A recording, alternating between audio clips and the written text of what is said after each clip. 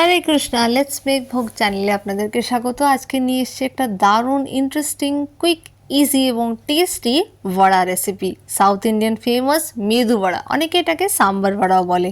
এটা বানানোর জন্য কমপক্ষে বিউলির ডালকে 2 ঘন্টা ভিজিয়ে রেখে তারপর জল ঝরিয়ে নেবেন এবং তারপরে মিক্সিতে বাটার সময় অল্প জল দিয়ে খুব সুন্দর করে বেটে তাতে দেবেন ধনেপাতা কুচি, লঙ্কা কুচি, গোটা গোলমরিচ এবং নুন দিয়ে খুব সুন্দর করে ফেটাবেন। অনেকটা ফেটাবেন, কমপক্ষে 10 মিনিট ফেটাবেন।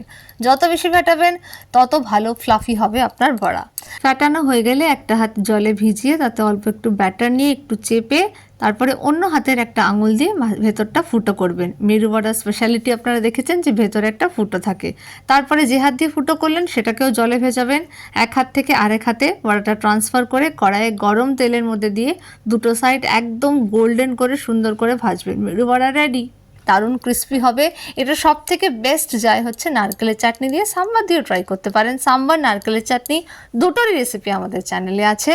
মেরু বড়া অবশ্যই ট্রাই করুন। এটা দারুণ টেস্টি হয়, বাইরেটা ক্রিস্পি হয়, ভেতরটা সুন্দর সফট ফ্লাফি হয় এবং এটা দারুণ ইভিনিং টাইম স্ন্যাক্স, অনেকেরই পছন্দের। আপনারা অবশ্যই ট্রাই করুন এবং জানান আপনাদের রেসিপিটা কেমন লাগলো। হরে কৃষ্ণা।